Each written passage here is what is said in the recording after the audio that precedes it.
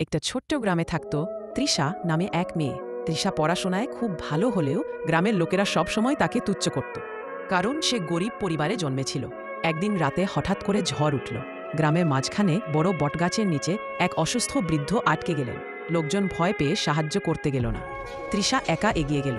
তার হাতে ছিল শুধু একটা মাটির প্রদীপ, কিন্তু ঝড় এত জোরে ছিল যে প্রদীপের আলো নিভে গেল। তখনই আশ্চর্য ঘটনা ঘটল। শত শত জোনাকি এসে তৃষার চারপাশে জ্বলে উঠল। আলোয় চারদিক ভরে গেল।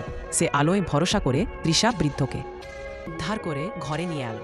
পরের দিন গ্রামবাসী সবাই দেখল জোনাকিগুলো এখনও তৃষার ঘরের আশেপাশে ঘুরছে। তখন সবাই বুঝল তৃষার সাহস আর দয়ার জন্য প্রকৃতি নিজেই তার পাশে দাঁড়িয়েছে। এরপর থেকে গ্রামের লোকেরা তাকে আর অবহেলা করল না। তৃষা হয়ে উঠল সবার প্রেরণা।